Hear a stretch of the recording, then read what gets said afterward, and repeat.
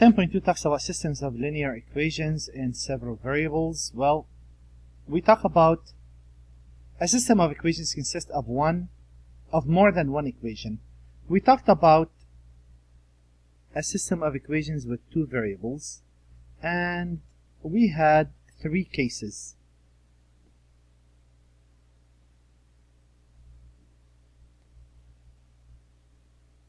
Now, we want to talk about the algebra of what that means, meaning algebraically what happens, not graphically, because we're not going to always graph those. So we have one of three cases if we're talking about 2 dimensions. And there it is.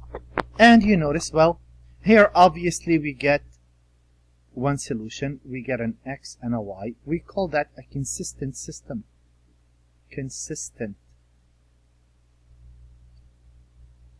Here the two lines are parallel. We get no solution. The empty set, or you say no solution, either or. This is an inconsistent system. That means there is no value of x or y that satisfy both of those at the same time. And here we drew the, remember it's more than one equation. Since you only see one line, that means they're identical. And since you're looking for intersection, those intersect at an infinite amount of points. We say infinite solutions. But the infinite solutions must be on the line. This is also consistent. So if there is a solution, we say the system is consistent.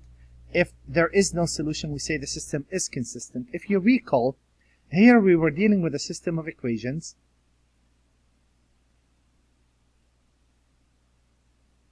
In this case, you get x equal a number, and then you substitute and get y equal a number, and that's the solution. In this case, you have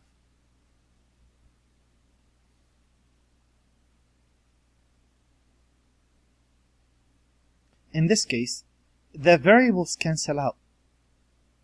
And on the right hand side, you get a number in which it doesn't equal 0. So you get a statement that's false.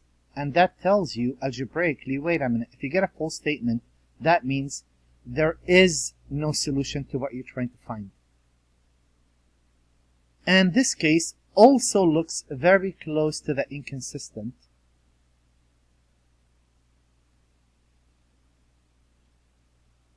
They do cancel out, but here you will get a 0 as well, or 5 equal 5. Basically, you get a true statement. That tells you there's an infinite amount of solutions, but they must be on the line.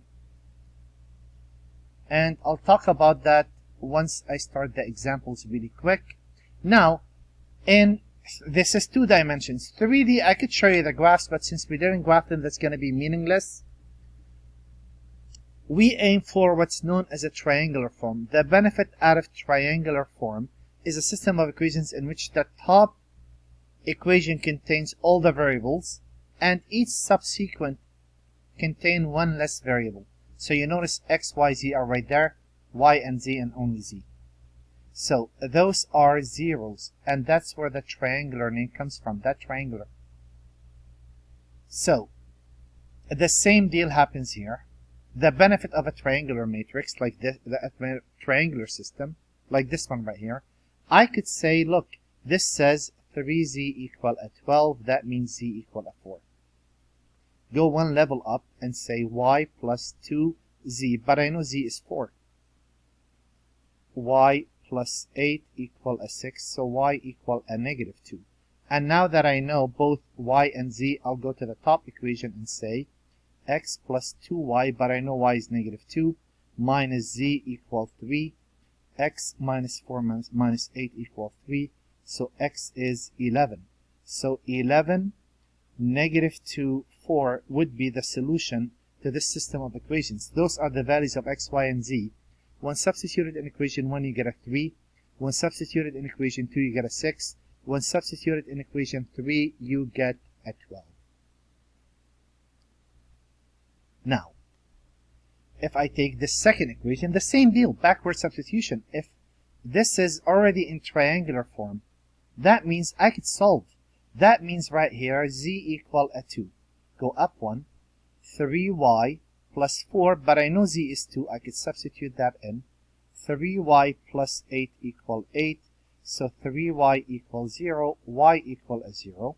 And now that I know both of those, I go one level up and say 3x minus y, but y is a 0, minus z, z is a 2. 3x equal 2, x equal 2/3. So the solution to this system of equations is 2/3, 0, and 2. These are the values you replace x, y, and z with. In the first equation you get a 0, in the second equation you get an 8, and the third equation you get a 1. Now, equation systems are not in triangular form. You need to make them in triangular form. And how do you do that? Well, it's fairly simple. Remember, this is an equation. You could multiply by any non-zero number.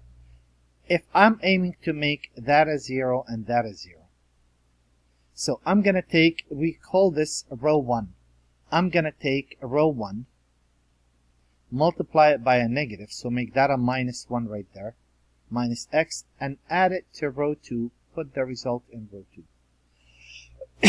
I'm going to also take negative row 1, and I'm going to add it to row 3, put the result in row 3. So my first goal is always to make that a 0 and that a 0. If I multiply row 1 by a negative 1, that becomes a negative x, negative y, negative 6z equal negative 3. This becomes, and if I add those, so notice the first equation we leave alone, I'm going to get a 0, y, negative 2z equal a 4. If I'm not mistaken, there it is. And if I take this now, and if I add it, if I take this, and I add it to this row, x plus y plus 3z equal a 6.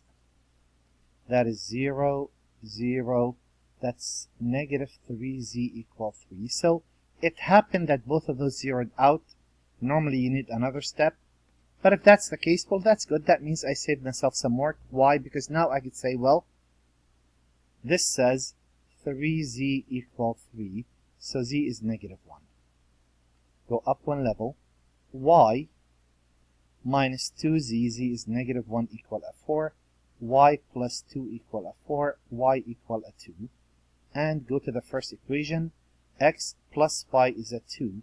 Now if I put a negative 1 there, times 6, that's negative 6 equal a 3.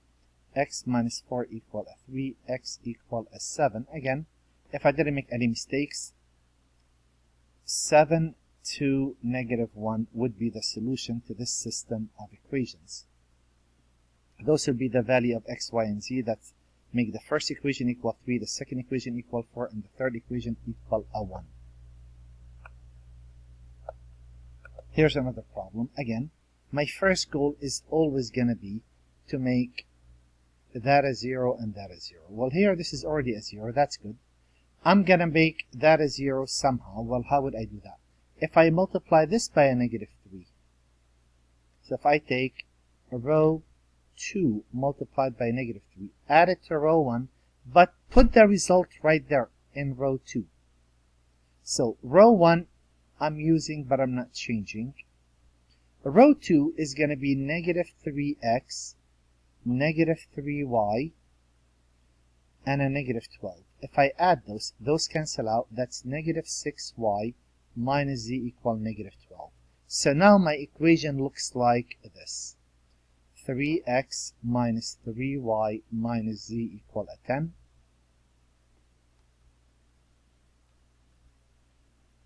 And row 2 is going to be 0, minus 6y minus z equal negative 12. And the third row, I'm just going to copy down. There it is. Now, I'm going to use those two rows to make this a 0, even though I could see if I add the rows, do you see that the z cancel out? So I could just proceed that way. That's not a problem. But just to match what the book does, I want to make that a 0 using those two rows. If I multiply row 3 by 3, if I take row 3 multiplied by 3, add it to row 2, but put the result in row 2, what would happen? 3x minus 3y minus z equal a 10. 0 minus 6y minus z equal negative 12. Again, I could have multiplied this. I could have just added row 2 to row 3. That would have made that a 0. I would have found y. But let's proceed the way the book wants. And if I multiply row 3 is right there, by 3, that would be a 0, 6y plus 3z equal a 12. And this will be a negative 6y minus z equal negative 12. And if I add those, that's a 0. That's a 2z equals 0. So that means right there, if 2z equals 0, that means z equals 0. Got it? Go up one level, negative 6y minus z, but z is a 0. So y is 2. And now that I know both of those, go to the first equation. 3x minus 3 times 2 is 6, z is 0. 3x equals 16, and x would be 16 divided by 3. So the solution here would be 16 over 3, 2 and 0. Those are the values of x, y, and z that will make the first equation equal 10, the next equation equal negative 12, and the third equation equal 4. And here we are at the next set. So again, the goal is going to be to make that a 0 and that a 0. Well, if I take negative, this is row 1, multiplied by a minus, that makes that a negative x, add it to row 2, put that in row 2, and take negative row 1 plus row 3, put the result in row 3. So this first step should make those two 0. A 3 by 3 system will always consist of 2 steps and you're done. At most, you use backward substitution. That's what we did in the previous problems, and there it is. If I multiply row 1 by negative 1, that becomes a negative x. Actually, I should put that here. I should make it a habit. Here. So I'm going to take negative row 1 plus row 2 in row 2, and negative row 1 plus row 3 in row 3. This way I have enough space to show my work and all of that stuff. So this will be a negative x plus y minus z equal negative 4. First, I'm going to write equation 2 under it. Add. Those cancel out. I'll get 2y minus 2z equal negative 3. I'll get 0 there, minus 2y minus 2z equal negative 3. Very good. Then I'm going to go back and I'm going to put row 3, x plus y minus z equal 3. So that will be a 0. That will be a 2y minus 2z equal a negative 1. 0 minus 2y minus 2z equal a negative 1. The next step is to make that a 0 by using those two rows only. So I'm going to take negative row 2 plus row 3, put the result in row 3. Row 1, I'm not using nor changing. Row 2, I am using, but I'm only changing row 3. So if I multiply this by a negative, that will be 2y plus 2z equal a 3. And that will be a negative 2y minus 2z equal a negative 1. If I add those, as you notice, those 0 out, that means I am either in this case or this case. If I get a through statement, infinite amount of solutions. If I get a full statement, well, 0 doesn't equal 2. That means there's no solution. There is no value of x, y, and z that equates all of these 3 equations combined. And here's another example, the same idea. Our goal is to make that a 0 and that a 0. How do you do that? Well, if I multiply row 1 by negative 1, by negative 3, add it to row 2, put the result in row 2, that will take care of that. And if I take negative row 1 plus row 3, put the result in row 3, that will do the trick. Again, you need to tell me what you're doing. So if I take negative 3 row 1, that's negative 3x, negative 3y, negative 3z equal negative 6. And if I write row 2,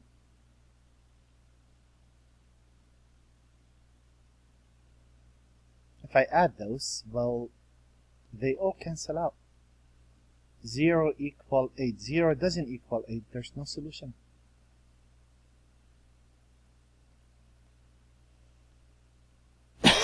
That's simple.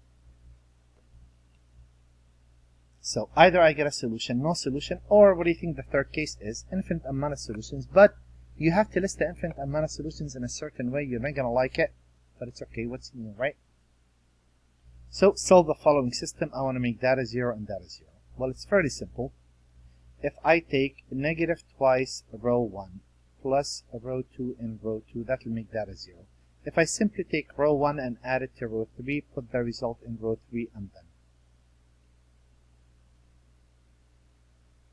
So, row 1 times negative 2, that's negative 2 plus 2y plus 2z equals 0. Add it to row 2, 2x minus y plus 2z equal a 6. So, first row I'm using, but I'm not changing. That will be a y plus 4z equal a 6. And if I take row 1 and add it to row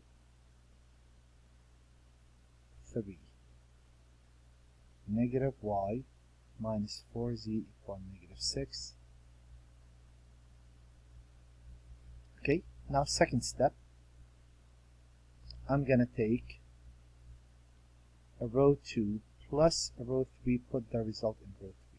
So x minus y minus z equal a 0. Y plus 4z equal a 6. And if I add those, that will be a 0. So if I take y plus 4z equal a 6 and negative y minus 4z equal negative 6, that will be 0 equals 0. That's an infinite amount of solutions, but this is how we're going to do it. If I was to tell you that z equal 1, if I was to tell you that z equal 1, wouldn't you take the 1 and you would say, well, y plus 4 times 1 equals 6. So we're going to let z equal t. What's t? T is any real number. If there was a 1 there, wouldn't you move that over and say y would be 6 minus 4 times 1? So we're going to say, so the answer is going to be in terms of t. That's the part you're not going to like. And if you go to the first equation, you're going to say x minus y, but y is 6 minus 4t, minus z, z is a t equals 0, x minus 6 plus 3t minus t equals 0, x equals 6 minus 2t. That's how you write the answer. The infinite amount of solution will arise by picking different values for t. If you pick t equals 0, 6, 6, 0 will make the first equation equal 1, the second equation equal 6, and the last equation equal negative 6. If you let t equal 1, 6 minus 4 is 2. 6 minus 4 to 1 is another solution to that system of equations. I have an infinite amount of solutions, but they must obey whatever z is. Y is 6 minus 4 times z, and x is 6 minus 2 times t. And that's how we write our answers. Another problem to go. Obviously, I did those in a lot shorter space than I thought I would need. Again, the first goal is to make that a 0 and that a 0. I'm going to take negative 3 times row 1 plus row 2 in row 2. And I'm going to take negative 2 times row 1 plus row 3 in row 3. So, row 1, copy down. If I'm going to take negative 3 times row 1, that's negative 3x minus 6y plus 9z equal negative 12. And if I'm going to add it to row 2, if I add those, negative 7y plus 7z equal a 0. Very good. Negative 7y plus 7z equal 0. And if I do this, negative 2 times row 1, negative 2x minus 4y plus 6z equal negative 8. And if I add it to the last row, those cancel out. I'm looking at negative y plus z equaling a negative 11. I altered the last problem. I changed that value to an 8, so that's an 8 right there. So when I add those, I get a 0. Again, we want to do sum of each. So I'll get negative y plus z equal 0. And now I would say, well, if you multiply this by a negative 7, take negative 7 row 3 plus row 2. Put the result in row 3. Remember, we want to make that a 0. So the first row, we're not using nor changing. Second row, we're using but we're not changing. Third row, if I multiply row 3 by a negative 7, that becomes a 7y minus 7z equals 0. That's row 3, the new row 3. Add it to row 2.